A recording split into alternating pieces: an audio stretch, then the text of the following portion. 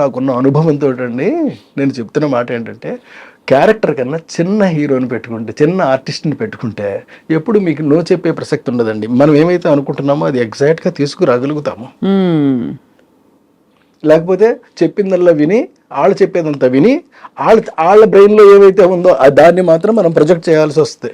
మీకు పెద్ద పెద్ద సినిమాలన్నీ కూడా ఫ్లాప్ అవ్వడానికి ప్రధానమైన కారణం ఇది మాత్రమే. ఎందుకంటే వాళ్ళకి అంత బ్రెయిన్స్ ఉండవండి. అంత స్ట్రక్చర్ ఉంటది. బాడీ ఉంటదండి.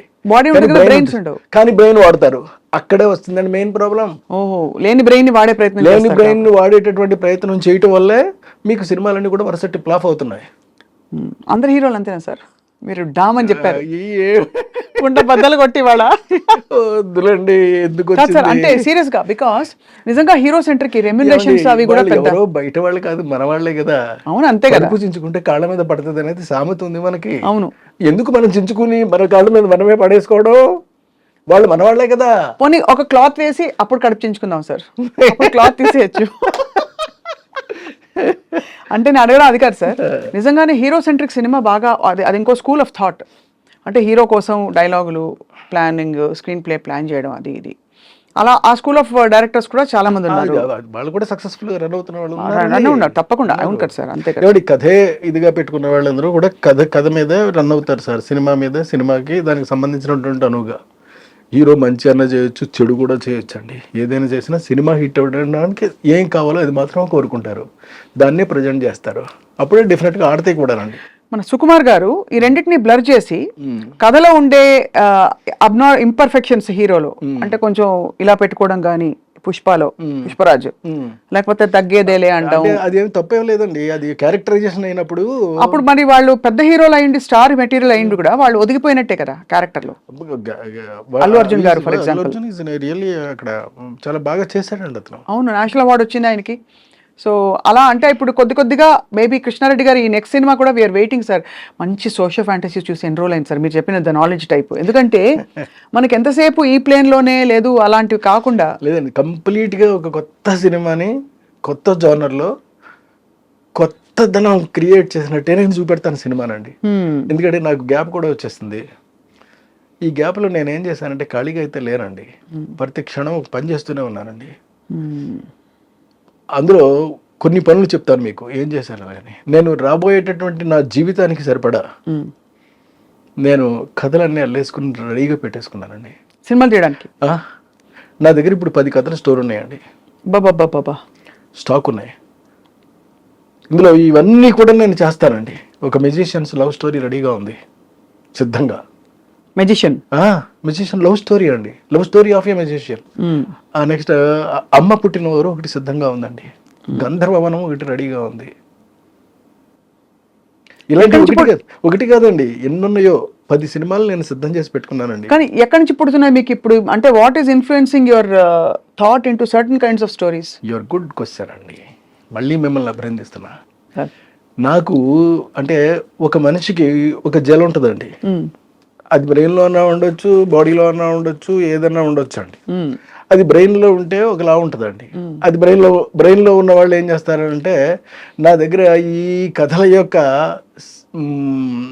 సంఖ్య పెరిగిపోతూ ఉన్నప్పుడు ఇప్పుడు నేను ఏం చేశానంటే చెప్తాను మళ్ళీ మీకు. నేను అందమైనటువంటి కథలు 1 పేజీలో కొన్ని రాసేసుకున్నానండి. దరిదాపుగా ఒక 20 కథల దగ్గర రాసేసానండి. ఈ 20 కథల్ని వారానికి ఒకటి చొప్పున యూట్యూబ్లో రిలీజ్ చేస్తానండి. ఈ 20 కదండి, దరిదాపుగా నాకు 6 ఏళ్ళకి సరిపడే కథలు ఉంటాయండి వారానికి ఒకటి చొప్పున రిలీజ్ చేయడానికి యూట్యూబ్లో చేస్తానండి. ఇది కాకుండా అంటే యూట్యూబ్లో సినిమాలు తీస్తారు, బుజ్జి సినిమాలా?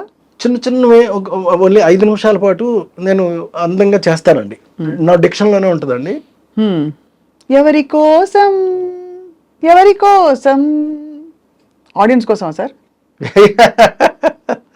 అంటే ఎందుకు అడిగానంటే, audience are crazy to see such kind of things, new things, something new you want to tell without putting in the effort of a full film.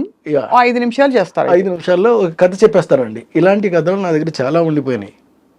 అవన్నీ కూడా చేసుకుంటూ వెళ్ళిపోతానండి. అవి చేస్తే నాకు వారానికి ఒకటి చొప్పున రిలీజ్ చేస్తే 6 ఏళ్ళు సమయం పడుతుందండి నాకు. బాబోయ్ అన్ని కథలా సార్. ఆ, అంటే ఇది 52 into కాకుండా 6 ఆ, 52 వారాలు ఇంటూ 6. 52 వారాలు ఇంటూ 6 300 కథల పైన నా దగ్గర సిద్ధంగా ఉన్నాయి.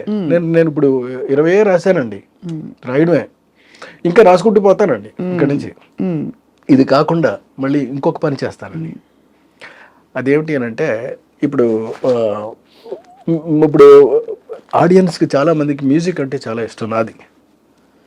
సో నేను మ్యూజిక్ చేయకుండా ఉండటం అనేటటువంటిది నేను నేరంగా ఫీల్ అయ్యానండి. తప్పు చేస్తున్నానేమో అని నాకు ఫీలింగ్ వచ్చింది. సరే, అందుకని మరి ఆడియన్స్ ముందుకి ఎలా తీసుకెళ్ళాం? Private album no, don't do a somebody who did already something new. అంటే సంథింగ్ న్యూ అంటే మళ్ళీ ఇది న్యూ అని మీరు అడగొచ్చండి. కాకపోయినా ఉన్నట్లు ది బెస్ట్ సెలెక్ట్ చేసుకోవాలి మనం. అలా నేను సెలెక్ట్ చేసుకున్నా.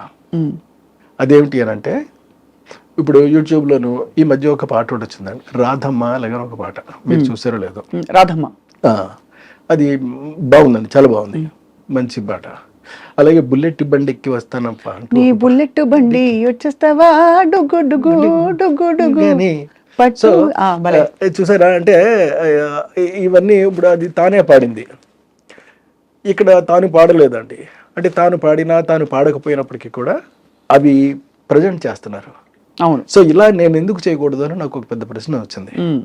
అప్పుడు నేను నెలకు ఒక పాట ఒకటి చొప్పుని రిలీజ్ చేసుకుంటూ పోతానండి. Lyric already ready? ఏది రెడీ లేదు, ట్యూన్స్ మాత్రం రెడీ అండి. మీకు ట్యూన్స్ మాత్రం రెడీగా ఉన్నాయి, వాటిని రాయించడం ఎంతసేపు రాయిస్తానండి? రాయించుకోవడం, శుభ్రంగా పాడించుకోవడం, మార్కెట్లోకి నేనే యాక్ట్ చేస్తానండి. అది నేనే చేస్తాను. ఎవరో కహమ్మాయినో ఇంకోటి వేసుకుంటానండి. వేసుకుని చాలా జాగ్రత్తగా సింపుల్గా కొత్త కల్ట్ ఆఫ్ కంటెంట్, కొత్త కల్ట్ ఆఫ్ కంటెంట్ని మనం క్రియేట్ చేసి ఇస్తాను. ఇది ఒకటోది. ఇంకోటి మీకు యూట్యూబ్లో చెప్పానండి, మూడవది ఉందండి. మూడోది ఏంటంటే ఎస్పి బాలు గారు, చిత్ర గారు ఎన్నో పాటలు నాకు సూపర్ డూపర్ హిట్లు పాడారు. అవును. అందుకని నేను వాళ్ళ నేను పాడుతున్నట్టుగా, యాక్చువల్గా నేను పాడడం కాదండి, అది బాలు గారే పాడడం, కానీ నేను నటిస్తాను అంతే. బాలు గారి పాటకి, చిత్ర గారి పాటకి ఎవరినైనా ఇంకో లేడీ ఆర్టిస్ట్ని వేసుకుంటానండి. వేసుకుని మిగతా ఆర్కెస్ట్రా అంతా పాట అలాగే వస్తుందండి. అదెందుకు సార్? ట్రిబ్యూట్ లాగా? ఏది? మీ ఊరికి ఒక బ్యూటిఫుల్ మెమరీ లాగా? కాదండి, వాళ్ళందరికీ కూడా ఒక మెమరీని మళ్ళీ తిరిగి ఇవ్వడం కోసం నేనే పాడుతూ నేనే యాక్ట్ చేస్తూ సూపర్ చేస్తానండి.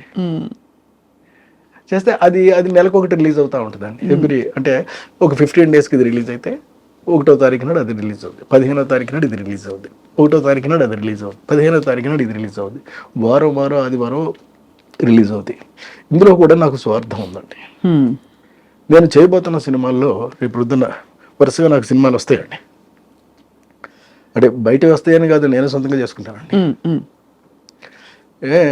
సినిమాలు నేను రేపు ప్రిపేర్ చేసి, ఎందుకంటే అలా సినిమాలు చేయడంలో కూడా ఒక స్వార్థం ఉంది. అందులో మళ్ళీ ఉందండి, తక్కువ బడ్జెట్ తోటి.